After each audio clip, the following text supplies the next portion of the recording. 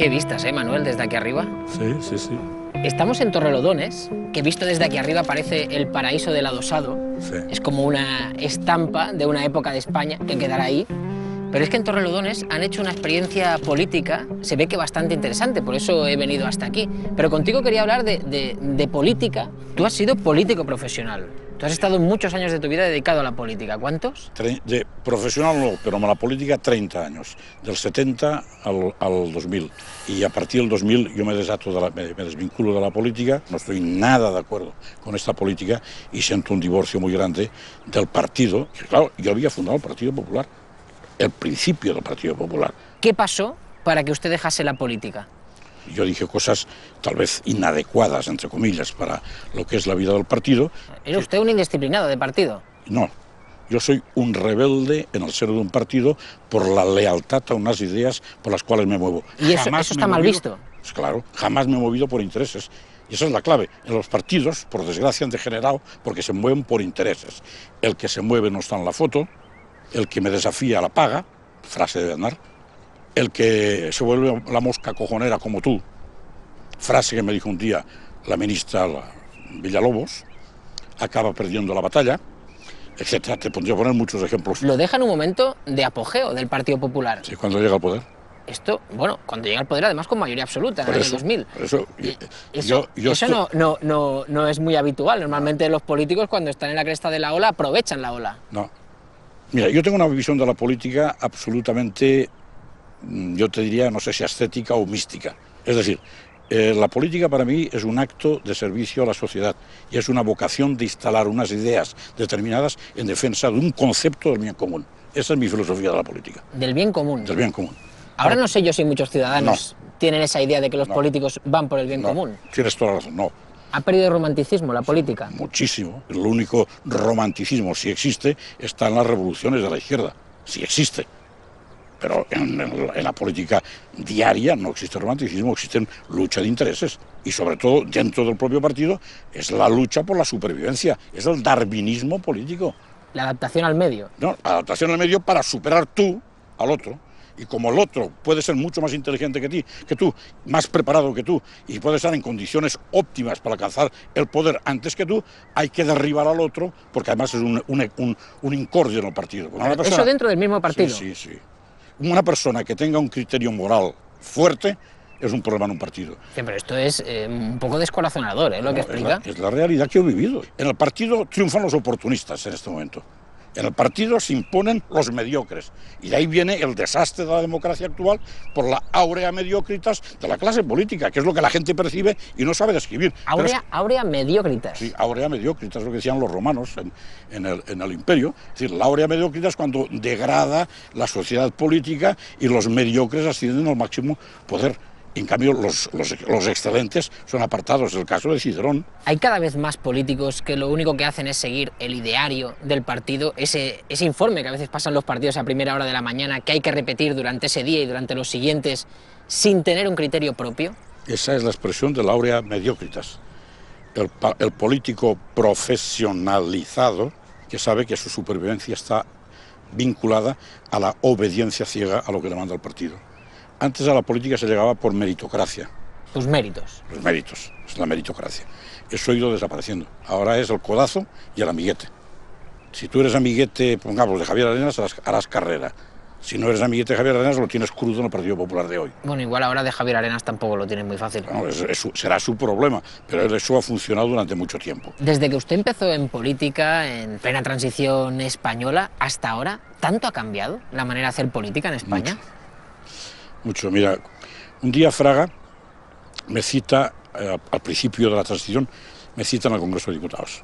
Me hace pasar, me entra al bar, que había el único bar, y allí se sentaban en los bancos y a las mesas los diputados, y allí se intercambiaban las ideas y las opiniones. Llego allí, me siento con Fraga, y a nuestro lado estaba Miguel Roca Junyent, estaba Santiago Carrillo y un socialista, no me acuerdo si era Guerra, un socialista. Y Fraga intercambiaba ideas con los otros, con Carrillo, con no sé qué. En ese momento tendría 31 años, 32, estaba admirado. Porque claro, yo andaba con el croquis de lo que habían sido las dos Españas, esta historia. Y allí no estaban las dos Españas divididas. Allí estaban unidas. Y al salir le digo a Fraga, oiga, don Manuel, me he admirado de ver esto. Me siento muy feliz. y me dice, querido amigo, es una anécdota inmortal, ¿eh? Querido amigo, si en el tiempo de la República, en el Parlamento Congreso de Diputados, hubieran habido muchos bares y tabernas como esta, no hubiera habido una guerra civil. No se puede vivir en la eterna división. Un país se suicida en la eterna división. Y esto hace que en este momento, por ejemplo, nos encontremos con una pléyade de políticos incapaces de llegar a entendimientos. Cuando una persona ve un país que se está hundiendo como este, o que está en el pozo, como acaba de reconocer públicamente Mariano Rajoy, eres deudor de los intereses de la sociedad y del pueblo. Y por lo tanto, te guste o no te guste, tienes que sentarte a la mesa, comer el mismo pan y pactar con el adversario. Y eso es lo que no se está haciendo, y esa es mi gran acusación en este momento a la clase política. ¿Y por qué no lo hacen? Por falta de conciencia política. Porque buscan la salvación de su ego, de su parcelita. Y naturalmente, si tú te vas a comulgar con los que no piensan como tú, tu parcelita se pone en duda. Porque claro, tu parcelita deja de ser, es la parcela de todos. ¿Y ve posible esa refundación de la política? Sí. ¿La ve posible? La veo imprescindible y probablemente llegará. Entonces es un mensaje optimista el que tiene. Y al final sí. Al final sí, pero llegará a lo mejor con convulsiones sociales, ¿eh? No te engañes. Yo de verdad, yo creo sinceramente que de aquí se sale, pero con una conciencia moral y con una conciencia política nueva. Esto no es una crisis política, ni es una crisis económica. Esto es una crisis moral, que nadie se engañe. Aquí se ha hundido el sistema de valores de Occidente.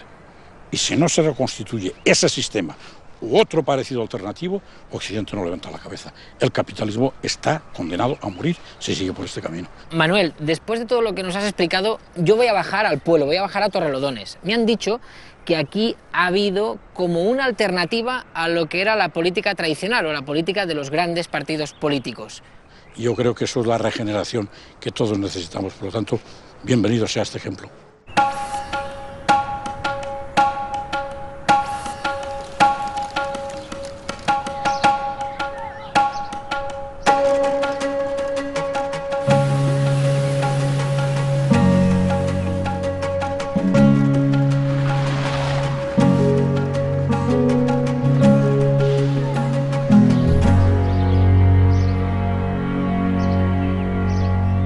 Hacer una pregunta. Dime. ¿Tú sabes quién gobierna aquí el Ayuntamiento de Torrelodones? Vecinos. ¿Vecinos? Sí, los vecinos. Sí, se juntaron unos vecinos, se llama Vecinos por Torrelodones, y nada, la verdad es que desde que echaron al PP y se han quedado ellos, yo he visto bastante cambio, sí. Entiendo que Vecinos por Torrelodones no era un partido de políticos profesionales. No, pero a lo mejor gestores sí que son, Jordi. Mejores gestores que los otros. ¿Y este partido de Vecinos por Torrelodones tiene algún tipo de ideología? No se nota, no hay que ser de derecha ni de izquierda, pero eso lo que hay que hacer es saber gobernar y que te preocupes por el pueblo. Son todos los mismos perros con distinto collar. O sea que aquí la cuestión es llevárselo, no hacer nada y vivir bien. Yo estoy muy contenta, yo voté por ellos y se decidieron reunir, yo supongo que para intentar solventar ese amago de poder político que todos conocemos y llevarlo al ámbito ciudadano, del tú a tú. El lenguaje es más normal, un problema es un problema y no es una hoja de ruta. Una solución es una solución y no es un acuerdo en una junta de gobierno. Cada cosa con su nombre.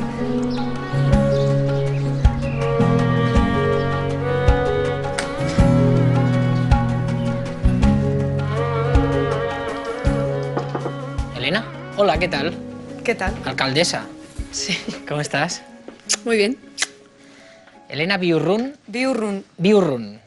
¿Te importa, Elena, que nos sentemos No. y me explicas esta experiencia Sí, de unos vale. vecinos gobernando un ayuntamiento como el de Torrelodones? Pues nada, encantada. Elena, tú no eres una profesional de la política. No. Eres una asociación. ¿Y por qué se formó esa asociación? Pues mira, porque como en esa época estaba tan de moda los pelotazos urbanísticos, aquí ya nos iban a meter el pack, campo de golf, viviendas, y para los vecinos del municipio iban a ser todo contras. Y esa asociación se convierte en partido político y os presentáis a unas elecciones municipales. ¿Ganasteis las elecciones? No, el partido más votado, por unos cuantos más que nosotros, fue el Partido Popular. El Grupo Socialista, que tenía un concejal, que tiene un concejal, y el Grupo Actúa, que es otro partido local, que también tiene un concejal, en la investidura votaron mi candidatura. Y es cuando tú te conviertes en alcaldesa. ¿Cómo os encontrasteis el ayuntamiento cuando llegasteis? ¿Cómo lo encontramos? Muy desordenado en cuanto a expedientes, a gestión, a morosidad. ¿Qué pasa, que no se pagaba? Se pagaba muy tarde y mal. Teníamos proveedores que llevaban un año sin cobrar cuando entré yo. ¿Se podía pagar y no se pagaba? Se pagaban otras cosas o había otras prioridades, otros criterios a la hora de pagar. Me han dicho que en el primer año que habéis estado en el gobierno habéis conseguido superávit. ¿De cuánto dinero ese superávit? 5,4 millones. ¿De euros? De euros. Ostras, pues esto es una barbaridad. Lo que tuvimos muy claro al llegar fue sentarnos con los servicios económicos y como cuando coges las cuentas de tu casa, ver todo lo que había. ¿Pero qué cogisteis? ¿Factura por factura? Proveedor por proveedor y factura por factura, claro. ¿Sí o no? Hombre, claro. Es ¿Pero que hay lo que hacerlo juntasteis así. aquí con una Pues factura? claro, todo el ¿Montañas verano. de facturas? Todo el verano. ¿Es verdad que hay mucho clientelismo alrededor de un ayuntamiento? Sí, se lo hay. El que viene a demandarte, ofrecerte sus servicios y estar muy pendiente de todo lo que hagas tú para ver si tú en tu gestión le puedes favorecer o tenerle en cuenta, que eso aquí ha venido mucho de acuérdate que estoy por aquí. Pues bueno, aquí los procedimientos son los que son, la ley es la que es, el derecho público es el que es y si sales adjudicado, pues muy bien, ¿no? ¿Cómo se puede acabar con el clientelismo? Ser lo más transparente posible y que haya cabida para todo el que cumpla. ¿Y eso es fácil de hacer? Sí. Es que a veces parece muy difícil. No es nada difícil, es muy fácil hacerlo, es querer hacerlo. Tengo aquí vuestro programa electoral, 22 obligaciones ineludibles.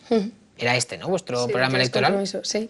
Estos son los compromisos que vosotros habéis adquirido con los ciudadanos. ¿Y crees que se van a cumplir todos los 22? Bueno, ese es nuestro objetivo, ojalá. De momento estamos en ello. A ver, vamos a ver. El punto número 1.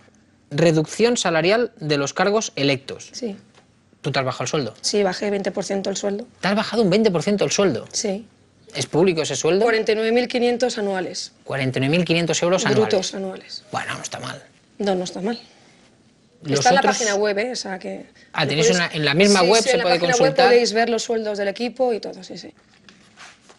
Supresión del personal de confianza de alcaldía. Sí, radical. Aquí había jefe de prensa, jefe de gabinete, jefe de protocolo, adjunto de prensa y persona dedicada a ser el chofer en la vida pública y privada del alcalde. Tú no tienes personal de confianza. No, personal municipal todo. Tú no tienes mucho más trabajo como alcaldesa sin esos cargos de confianza. No, es organizarte bien con un equipo organizado. No, pues no hay ninguna necesidad. ¿En dinero qué supone para el ayuntamiento? Un ahorro de 250.000 euros anuales. ¿Qué otros gastos superfluos te has encontrado tú que había en este ayuntamiento y que has decidido eliminar? Bueno, superfluos, algo que también era un tema que era muy sangrante en este municipio, era el famoso coche del alcalde, que era un coche pseudo blindado, todo última generación, a disposición exclusivamente del alcalde. ¿Cuánto costaba ese coche? Creo que el renting mensual era unos 2.000 euros mensuales. Era el símbolo que el coste. ¿Tú no tienes coche oficial? Yo tengo mi coche. O un detalle que eso ya más dentro del absurdo, pero para que veas a dónde se llegaba, una alfombrita con un escudo estupendo. Y cuando nos enteramos que el coste anual de limpieza y mantenimiento llegaba casi a 1.000 euros, pues dijimos, pues aquí tenéis vuestro felpudo de vuelta y ya está. Un detalle que a veces le llama mucho la atención al ciudadano, las comidas. Había mucha tendencia a comida protocolaria. Desayuno protocolario. ¿También? ¿Café protocolario? Cafés protocolarios. ¿Croissant protocolario? Podríamos hacer cifras, pero comidas de 300, 400 euros y a lo mejor en 2 meses encontrarte 3.000 euros en comidas, 4.000 euros en comidas. Por eso una de las cosas cuando me preguntan ¿por qué estáis aquí? Pues esto es una de las cosas por las que también estamos aquí. Porque ya está bien de hacer con lo que es de todos lo que te crees que es tuyo y no es tuyo. Hay que tener muy claro hasta dónde se llega en el uso privado que haces de lo público. O sea, ni este despacho es mío, ni las dependencias municipales son mías, ni el dinero que está en presupuestos es mío. Entonces, patrimonializar lo público es lo que nos ha llevado a donde estamos. ¿Le recomendarías a otros ciudadanos anónimos pues, que, como tú, un día dieron ese paso de decir, bueno, pues ahora me voy a implicar más en la vida política de mi municipio y voy a probarlo, a ver qué pasa? ¿Lo recomendarías? Totalmente. Es una experiencia importante. Reúne un buen equipo de gente cualificada y con ganas de dedicarle mucho tiempo y con sacrificios, evidentemente, y para adelante.